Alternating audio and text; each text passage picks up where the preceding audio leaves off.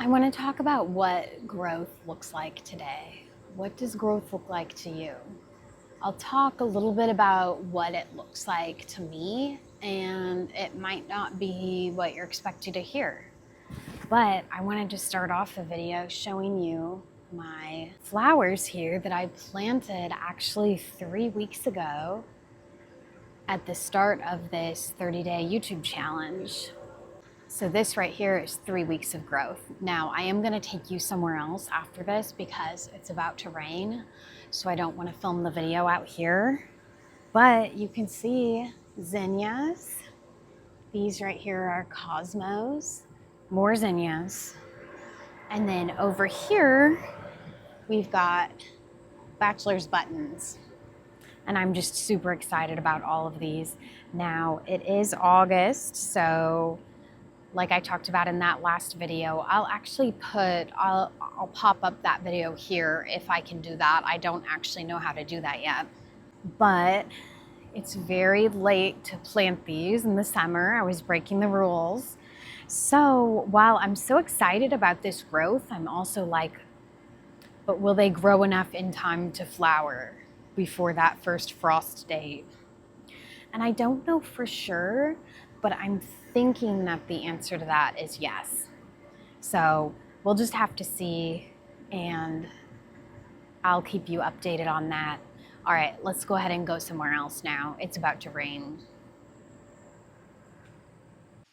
Well, it certainly gets dark quicker these days, but I already committed to doing the video this way, so cheers. Okay, so now that you've seen the progress on my zinnias, I want to talk about what does growth look like. And I've got my notes here. The first thing I'd say is that growth is not linear. And our general manager at work, he actually always shows a chart and he says, growth doesn't look like this. And then you see that smooth line. Wonder which way I should do this. The smooth line up with no staggering. And then he'll say what growth actually looks like. And you'll see there'll be like up, down, up, down, up, down. And it's like a staggered looking picture. It's not like a smooth, pretty chart with forward progress. Another way of saying that is the pretty common phrase, 2 steps forward, 1 step back. I'm a huge believer in that. And I know sometimes it can feel like instead of 2 steps forward, it'd probably feel like 1 step forward, 2 steps back. And I understand that. And that's where a journey mindset really comes in when it comes to growth. It's just super important for me to look at the overall journey. I think otherwise you can get discouraged because life has plenty of twists and turns, I think, that we don't expect. So it's really good to take the pressure off that way and just say I'm in my journey. That's part of why I named the channel Perspective in Process.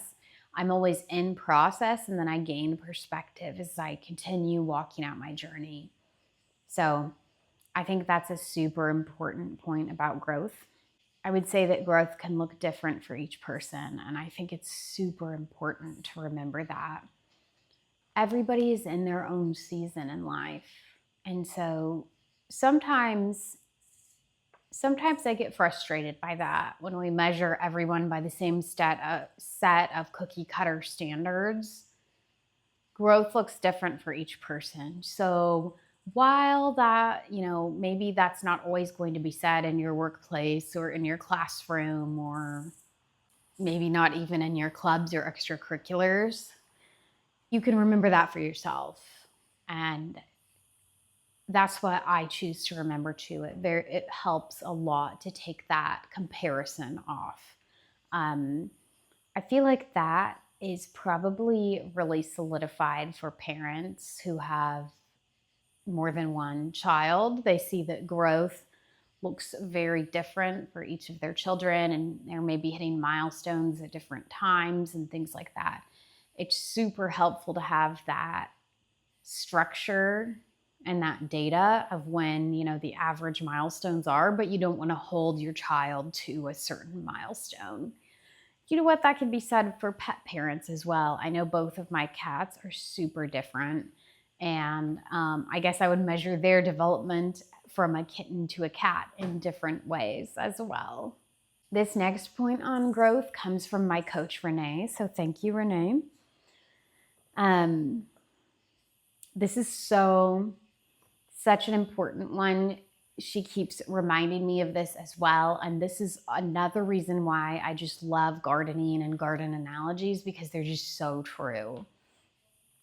So Renee reminds me that you harvest in a different season than when you sow the seed. And so I'm still in process of posting every single day on YouTube for at least 30 days straight. Honestly, I'm enjoying it. It's challenging, but I'm enjoying it. So I might actually keep up posting every single day past the 30 days. We'll see.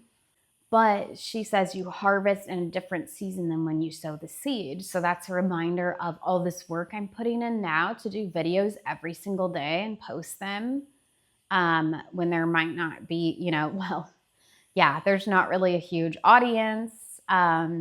She jokes around that you might be posting for the crickets, which I just find hilarious. But why is that? It's because you don't harvest in the same season. I think that's such a good way to adjust expectations, is if you just know, like, yeah, now's the time to be planting. Now's the time to be really working hard. I might not see fruit from that right away, but to have that expectation of it's going to take time. We don't know how much time, but there will be a harvest if you keep going. And so the harvest for me, I think, looks like is just finding my people, I guess my corner of the internet, finding the people, and for people to find me too. And that's my prayer, is whoever needs to hear the information I'm talking about, whoever needs to see my videos, that they would come across them and benefit from that. So I think that's what a harvest looks like for me. And I already am getting some evidence that that's coming true, which is great. But yeah, it's maybe not, as many views or subscribers as what I might expect for the amount of work I'm putting in. But then I just direct myself back to this phrase, you harvest in a different season than when you sow the seed. And that makes me feel a lot better too. That actually makes me wonder if I should go to another point. Did I have this one on here? Also, this reminds me of the Bible verse. It's something like, do not despise small or humble beginnings. And I'm reminding myself of that now too, because I really think there's a purpose in those small beginnings. And while, I'm certainly not going to refuse if one of my videos went and got a bunch of views and I got, a bunch of followers right away, but yet I'm not going to despise these small, humble beginnings, because I've thought about this. What would I even do if I got so much attention right away? Would I even be able to handle that right now? It actually seems a little bit intimidating, and I might start overthinking things at that point. So, I'm content where I'm at. I'm definitely planning for more growth, but I'm finding a lot of contentedness in where I'm at now and the growth that's happening in me as I plant these seeds. This next one is right out of my life experience, and that is, growth is not for every season. So there are seasons of dormancy. We could think about it in nature. Nature once a year has a long season of dormancy. That's winter. A season of wilderness. A season of hiddenness. All those things. I think those are different seasons, but they're very related. And I am coming out of a long, extended season of wilderness dormancy, and hiddenness.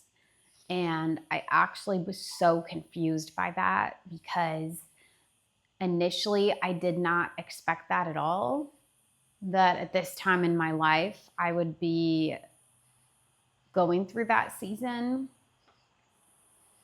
I really, 5 or 6 years ago, I really turned back to God and recommitted my relationship with Him.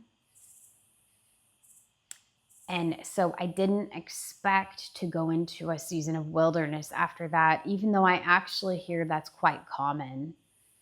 And then, oh, it's dark now.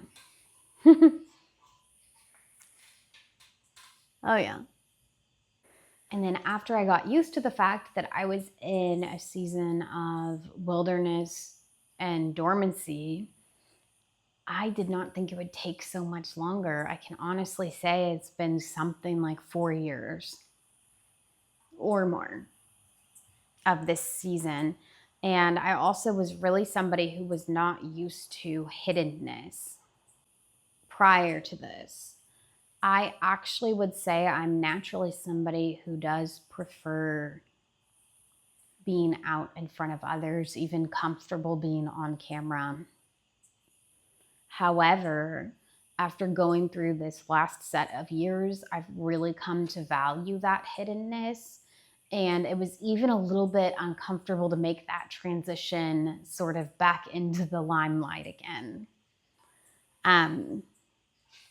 But this is why I really think we have to be careful about comparing ourselves to others, because you could be at a time where you're in a season of wilderness and it can be harmful if you compare yourself to somebody who's currently in a season of kind of openness or a season of being seen. So that has just been so important for me. I will say, if you're in a prolonged season of wilderness and you're getting tired of it, hang in there. Hang in there. Because I do think, I did not realize this at the time, but I do think I was starting to give up. Just a little bit. You know, my hope really got pulled on. And there's another verse I'm thinking of. It's something like, hope is the wellspring of life. I don't know. But yeah, all that to say, if you're in that season, try to be patient, and you never know when you're going to come out of that. It could be sooner than you think. One more note on the wilderness type of season. There is actually still growth happening during that season, and it is not always seen. So looking back, now that I have perspective of my process in that hidden season, there was so much growth happening that I did not hardly even see. And I would actually say growth that I sort of doubt that others saw, because it was just so internal. A reconstruction of my foundation, of my heart, and healing to my heart happened during that season. And I really was my roots were going deeper. I was being more deeply grounded and deeply rooted in God's love, really. But there was a lot that was at play there, and I really got equipped. During that time. So I hope that's encouraging as well. Growth might appear slower under a magnifying glass. So when I planted those zinnias outside and basically walked away, of course I've been watering them, but I wasn't really paying too much attention. You know, it was like, oh, I got to water those zinnias. Now 3 weeks later, I'm like, wow, I'm really impressed with the growth there. But imagine if I had been sitting there 24/7 with a magnifying glass, it would seem like nothing was even happening. And so I think that's another call for patience in our lives, is You might have an area that you really, really want to see growth in and you're not seeing it and you're so frustrated. Is it possible that you're looking at that area too closely and you actually need to take a step back? Maybe even have some more fun. Go do something fun and relaxing and enjoyable. Come back to it later and you may realize that there's more growth there than what you actually thought there was. So I'm wondering, what does growth look like for you right now?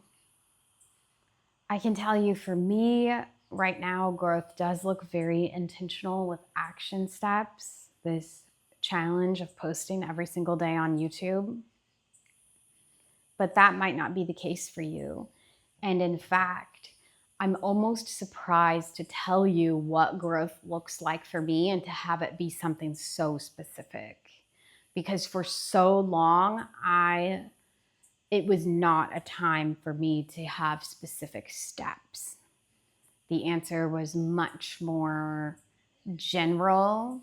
And in heart work, there's not always specific action steps.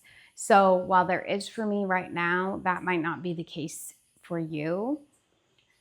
And that might be something that's kind of fun to explore. I think both times are needed in life, right? Where you have a specific answer to a specific question, and other times where you're like, not really sure that I have specific steps around that right now. So I hope you have a great rest of your day, and I will see you in the next one.